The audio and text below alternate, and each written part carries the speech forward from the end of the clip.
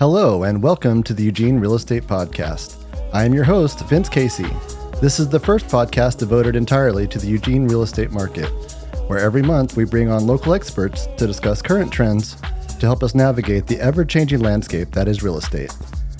The Eugene Real Estate Podcast is now sponsored by House to Home Construction. House to Home Construction. Love where you live. This month's guest is the fantabulous Mr. Ian Gray. Ian was everyone's favorite server at Braille's restaurant until he decided to become a realtor at Windemere Real Estate. He is now a top earner. Ian, welcome to the show. Hello, thanks for inviting me on the show. I've been an admirer of the podcast for a while, so I'm glad to finally be on. Yeah, I'm glad to have you. I've been looking at your stuff online too, and you're spitting out some great information, so it's good to have you on. How was your 4th of July? It was good. My son Declan and I, we went to the M's game, and which we were winning for a while. Then, in typical minor league fashion, we gave up like 10 runs in an inning, and then we lost. But then the fireworks show was great. Yeah, we heard the fire show and looked at it from downtown. I was with my son, and he didn't want to go look at fireworks until he heard that show go off, and he wanted to see the fireworks. So I drove him to the top of a parking garage, and we got sliced pizza afterwards. So it was a pretty cute night. Nice. Yeah, it's going to be sad when the M's go away, you know? So it's something I grew up on, and a lot of other people probably did in Eugene too. And for it to be going away in a couple of years is sad. Yeah, that is sad. And then I saw that Patty Rose, our producer, got the exploding whale hat last night. So he was there too, checking that out. Nice, yeah. They did one for Father's Day. I know I didn't go, but they had a Father's Day package with a whale thing. So. Oh, gotcha. What about Country Fair? Are you doing that this year? No, I'm not. Okay. No, are you? Yeah, I took Orion last year and spent about $200 to get everybody in, and all he wanted to do was climb on this one little like climbing gym they had there, like in the middle of fair. He didn't want to see any of the shows. We were there right before Reggie Watts' secret set, and he was not interested in Reggie Watts. And yeah, it just wasn't a whole lot of fun because he wasn't really into the entertainment that I wanted to try to do. So I think we'll skip it this year. Yeah, I haven't been since I was 18, and definitely under the influence. Yeah, I got to keep that sobriety going. That's probably a good way to do it. Well, you and I both kind of pulled ourselves up from our own bootstraps to become realtors. So I thought this would be a good segue to talk to some first-time home buyers that are also kind of pulling themselves up by their own bootstraps, especially with the way the market is right now. Let's start with that. What is your take on the market right now? The market right now, there is a decent amount of inventory, and really, like, the interest rates are high, but the glass half full outlook on it is kind of like you're not going to overpay for a house. So then, like back when the market was super crazy, interest rates were low, you're overpaying for houses that probably weren't that worth that much. And then, but like now there's less competition. So you're not spending $50,000 over asking price to get the house. Yeah, there's definitely a lot of murky water right now with the interest rates. It's been pretty problematic in my world, and I think it's really problematic for these first-time home buyers that are trying to buy their first house. I was working with somebody at the $300,000 price point, and they were doing no money down. And I think and this isn't going to be the same for every single buyer out there, so don't get awestruck, but I think their payments were looking at around $2,800 a month for that house, which is, probably more than what they'd be paying to rent it for sure. So I think a lot of first-time home buyers kind of have their hands in their pockets right now and are hoping that rates go down. If you have a lot of money down, obviously that's a great play, but usually first-time home buyers are kind of working with that bare minimum to get started. Yeah, it's hard to like, I had a single mom trying to buy a house, and she was in the 400,000 price range, but like, yeah, her payment was in the 3,000s, and I was like, I just felt bad. It's like, it's hard to, and she bought the house and with her daughter, she had a 5-year-old daughter. So, Wow. but like, it's just hard to, that's an expensive payment. Yeah, absolutely. I wouldn't want to be in those shoes at all. I got started on my house purchase when their rates were at 4.25, which felt high to me then. So I'm really glad that we got that done before the real rate hike happened. Yeah. Yeah. I was able to, I bought my house 10 years ago and in a different market. And my original interest rate was 4.25. And then I refinanced later on at 3. Gotcha. Well, why don't you walk us down a brief synopsis of what you tell your first-time home buyers whenever you first meet? I know that it's like drinking from a fire hose when you first start looking at houses and get pre-approved and try to figure out the way the loan process works. How do you educate your buyers? Well, I generally, because people want to go search right away, I kind of have to like slow it down a little bit for them and like get them pre-approved with a lender is probably the most important part. And then that way how much skin you have in the game. Because I've done it the other way where you don't do that, and then people get excited about a house, and then they learn they can't afford that house, and they are discouraged. And you don't want discouragement when you're trying to buy a house. So. Yeah, any realtor that's worth their weight, I think, would tell you to go ahead and get pre-approved first, just so you know what you're working with, and go to a lender, get that process started. And once you have that pre-approval letter in hand, that's when you can really start writing offers. So if you don't have that, you really aren't even starting to look at houses until that's done. What else do you tell your clients? We kind of talk about those, you need to have closing costs. There's usually, like you do no money down, which is no down payment. And then sometimes you could ask for closing cost assistance. Right now is actually a good time for that. You actually get sellers to give you closing cost, which is generally about 3% of the sales price. Right. So, and then, cause you're like, oh, I got $10,000 to put down, but then you forget about that closing cost part of it. So, that's always good. So then you can get the sellers to pay for the closing cost. And then there's the home inspection part, you want a 10-day inspection contingency period. Yeah, I think inspections is kind of a new thing for a lot of home buyers. They've never really seen a report of everything that's ever been wrong with the house before. And I think it can be a little overwhelming when they first see that. How do you kind of talk them down a little bit after seeing that inspection report? I generally share my experience when I first saw my home inspection report, and I was like, texted my realtor back, and I was like, hell no, and then she calmed me down and it's like, okay, we'll ask for this and this and this. And then it was all good. Generally I ask for, or I suggest that you get some big things, out of the way. That's generally easier. Yeah, absolutely. There's a lot on an inspection report. Sometimes you'll find leaky pipes or outdated electrical wires, and it's kind of scary, but also partner up with your inspector with those guys and just see what the real meat and potatoes are. You're looking for things that are considered a risk. Obviously if the roof is gone or they're calling the roof, that's a really big ticket item.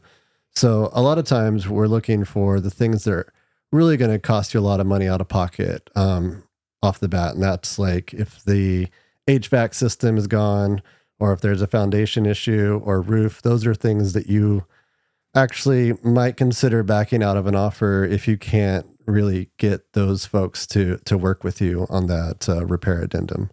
So you can't ask for repairs. You can also back out, and there's usually 10 business day window, so about 2 weeks, where even though you've made an offer and you're under contract, you can still back out of that offer and get your earnest money back within that 2 week window. So I think that's a big one for first-time home buyers to know too. So maybe they don't feel like making an offer is the end-all be-all of doing a real estate transaction. And that's really just signing the closing documents. Mm-hmm. Yeah, because you could always terminate if you have to, because everyone involved wants this thing to close, and so that's generally what happens. But if you're not happy with the house, you could always terminate it in that inspection contingency period, so and get your earnest money back. Earnest money. We didn't talk about earnest money, but earnest money is generally 1% of the sales price, and that comes off of the down payment. So, right.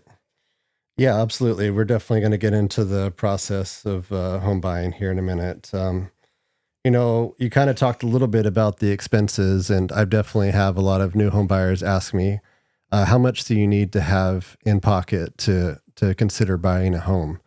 You want to run down with some of the cost expectations around that?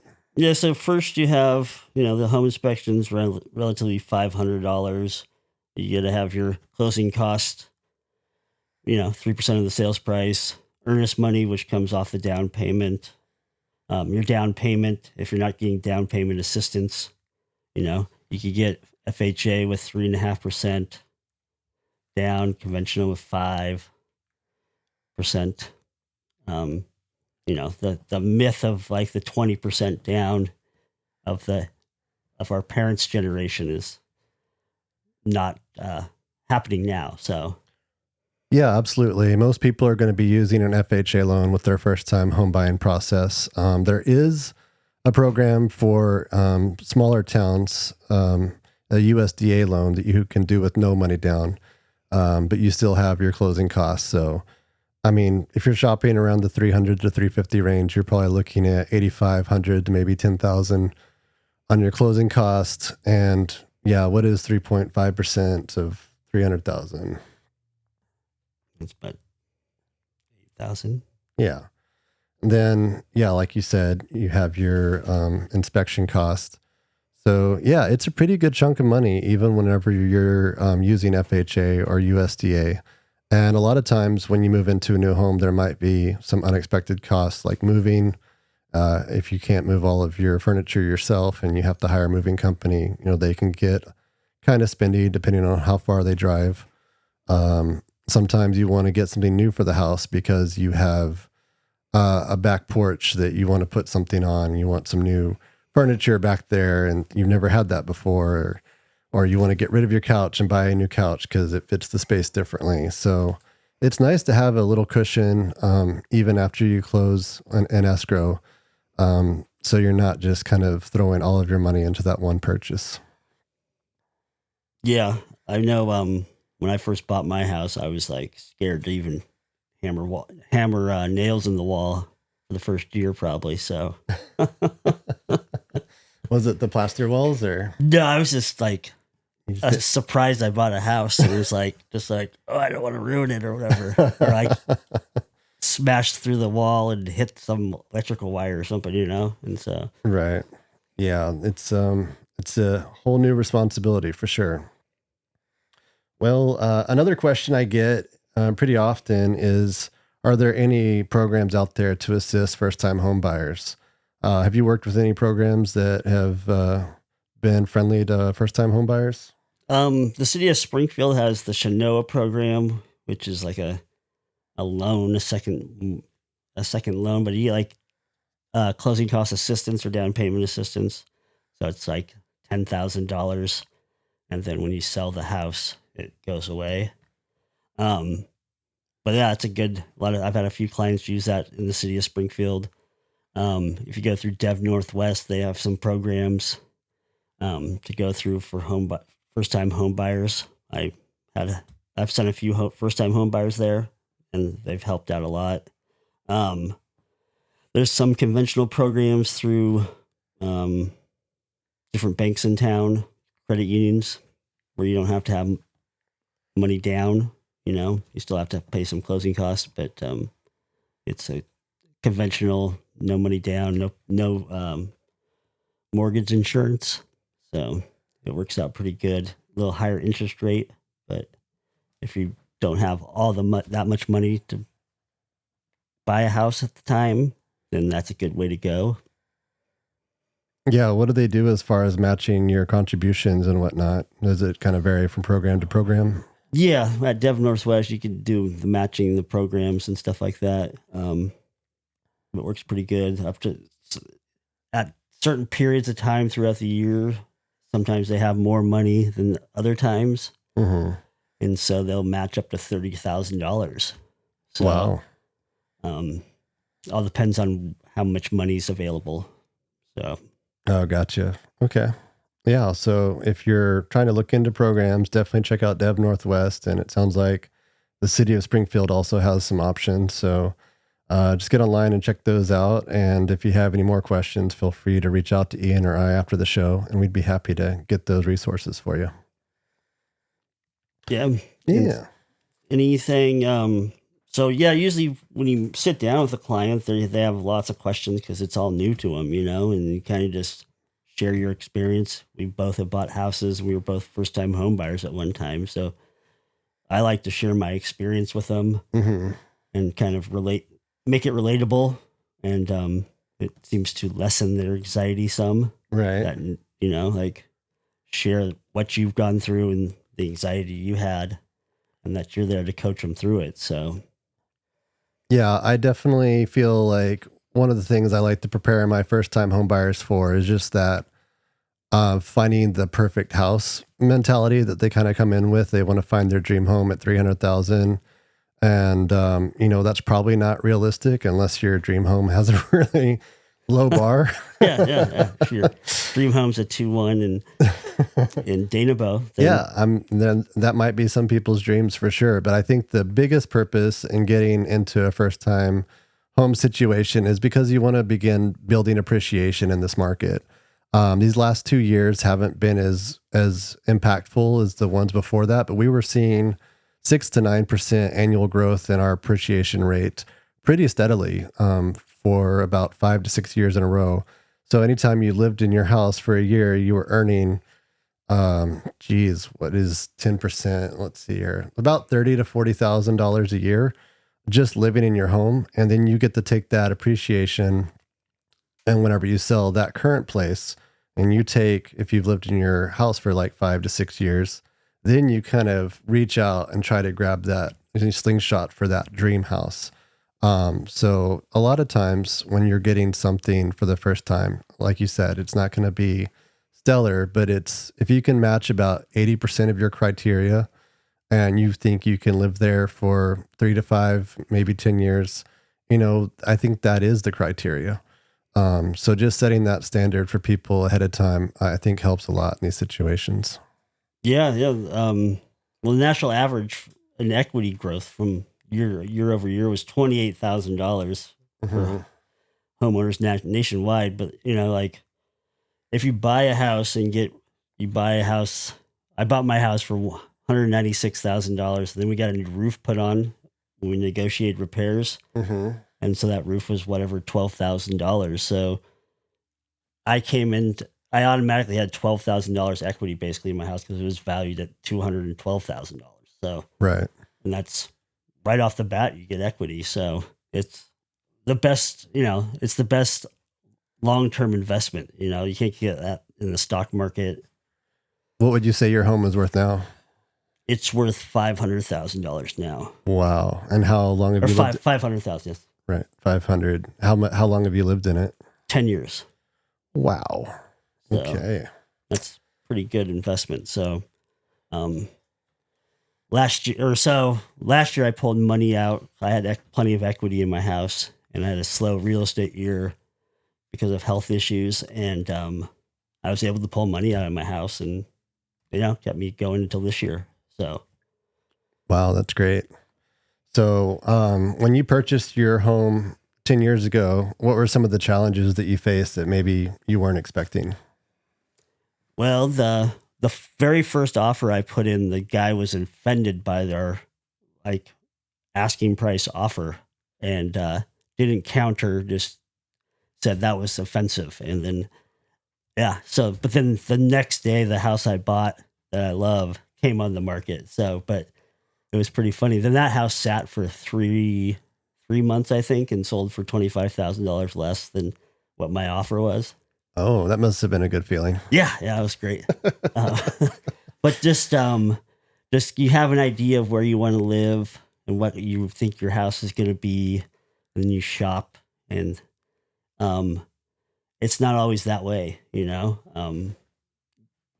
You can't get everything, like you were saying earlier. You can't get everything that you want necessarily at 300,000 or whatever, So like you kind of have to pick and choose what's important to you, and then go with that. I remember looking at houses and I was like, I don't want to be a suburban neighborhood guy, So I was like, I want to live in these cooler neighborhoods, and like, so you just kind of got to pick and choose what is special to you. Yeah. Whenever I first wanted to buy my house, I wanted to live in the Whitaker really bad. And then I saw what my price range in the Whitaker was offering me. And then I went out to West Eugene and pretty much had a completely remodeled house, for the same price point. And I decided to go with that. I was just like, yeah, this is clean. It's just a 10-minute drive into town. No big deal. So yeah, sometimes even what we have in our mind isn't always what we end up with. But speaking of challenges that you come across, one of the big challenges, I think, is getting people with an FHA loan to compete, or first-time home buyers to compete in a multiple offer situation. Say they are going for that hotter property in a nicer neighborhood that everybody wants. Convincing them that you actually do need to go 10 or 20 over asking to possibly get this place. And even then, an FHA loan isn't as strong as a conventional loan because it has basically higher standards from the appraisal aspect to pass. So a lot of times if you're going up against multiple offers and one of those is conventional, you might lose out automatically just because you are FHA and they don't want to have to dealing with dry rot repair or exposed wood that isn't painted and all those little ticky-tacky things that come along with an FHA loan. But have you had a new home buyer that went into a multiple offer situation, and what kind of advice did you give them?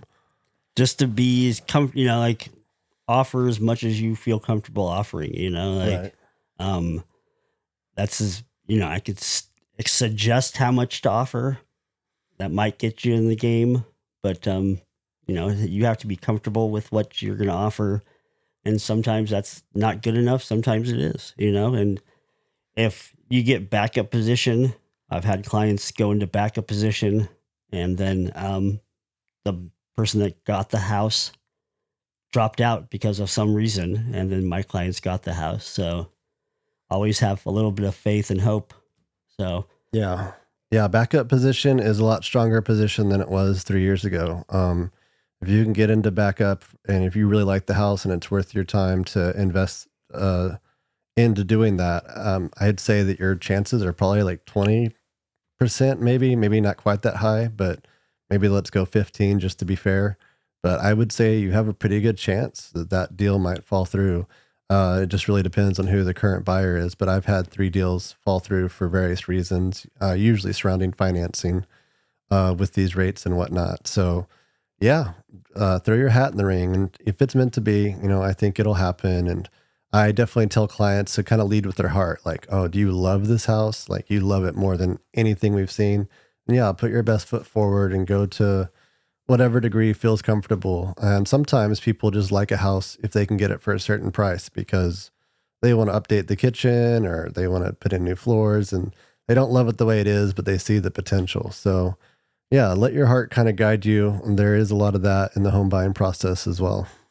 yeah. And, back 3 years ago when interest rates were low, but like, I had clients that lost out on 10 houses before they got their house, so that's 10 different houses putting offers in and going through the whole process, getting your hopes up. Now, higher interest rates, but like you're not going to have to deal with multiple offers as much. And so it's, at least that part's better. Yeah, absolutely. And you can ask for repairs now and like get closing cost assistance. Mm-hmm. So it's friendlier to first-time home buyers, I would say. But, and eventually interest rates will probably come down to like the 5s, I would imagine. So, Yeah. Yeah, absolutely. I think that those are all really good points. I'm not 100% sure I'm going to convince people that they can refinance in a few years anymore. It seems like, I mean, you could refinance. I do think that rates will get back down to the fives at some point. I just don't know when, but I know that everybody is feeling this the economy being crushed right now by the feds. And I don't think we can hold this pace a whole lot longer. So I would assume rates are they have supposedly 2 rate drops scheduled this year, but I've been told that doesn't necessarily mean that it's going to happen.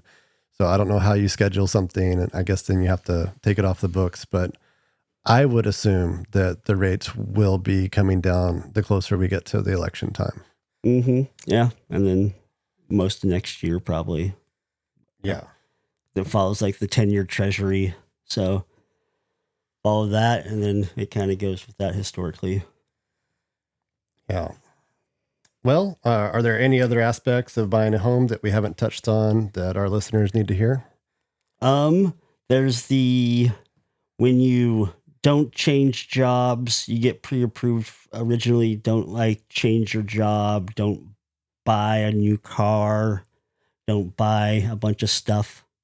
Don't get new credit cards. 'Cause that changes your debt to income ratio because the lender will have they'll run your credit again to see if anything changes right beforehand. And I've had deals fall out because people bought, not like my clients, but then clients on the other side, they bought something. And so then their debt to income ratio was off. So then the whole thing crumbled. And like, because it's sometimes some houses are contingent on other houses, and so then all the pieces kind of fall apart if someone like quits their job or buys a car. Mm-hmm. So I wouldn't buy anything until after the transaction, at least probably for a month.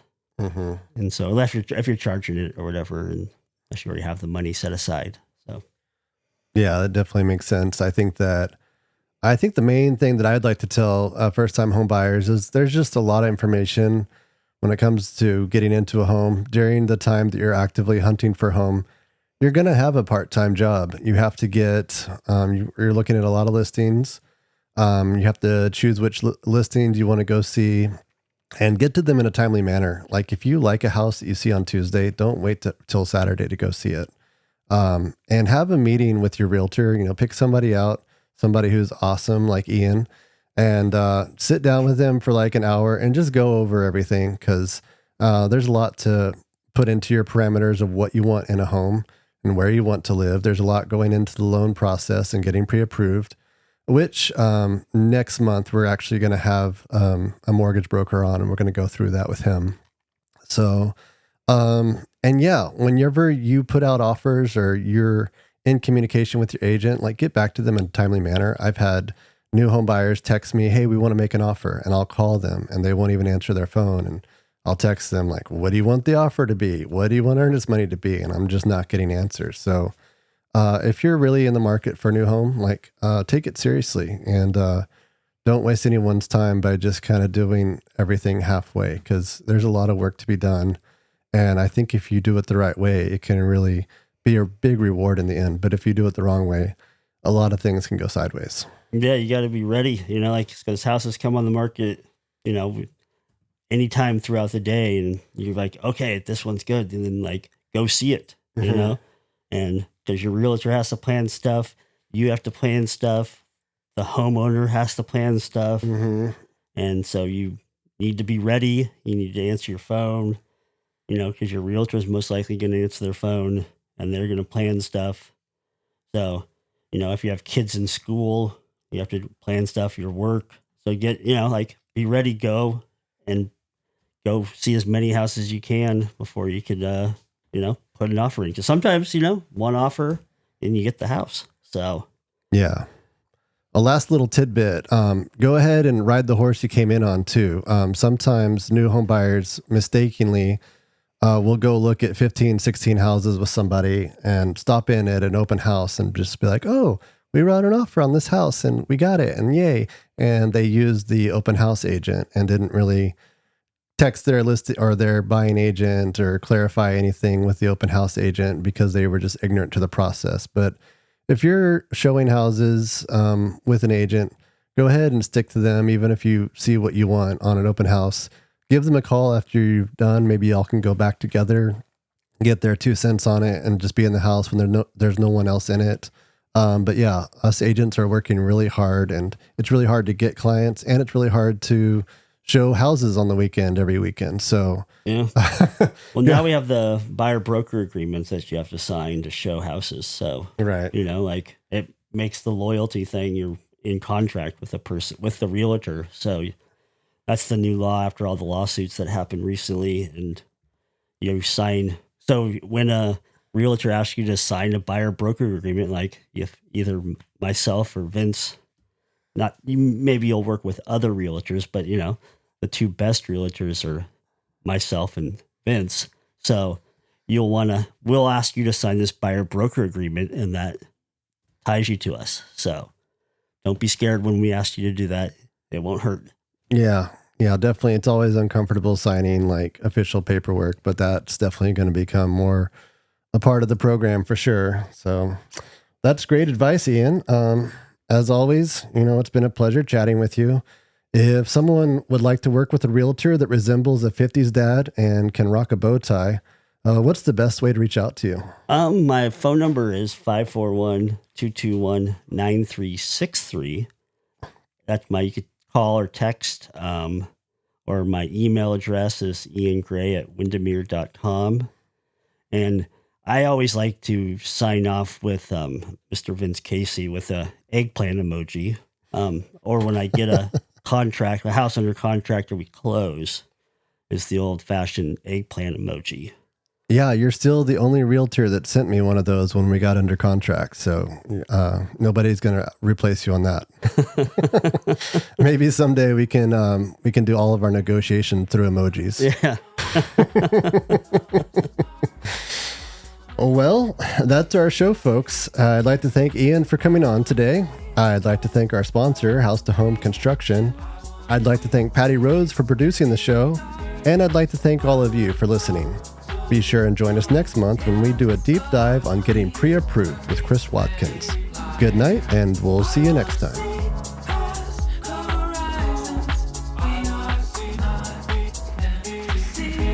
If you have a question for the show, feel free to email us at eugenerealestatepodcast@gmail.com. If you would like to work with Vince Casey as a buyer or seller, please email him at vincecaseyrealestate@gmail.com. Be sure to mention this podcast with House to Home Construction to receive up to $500 off any roof bid from a competitor in writing.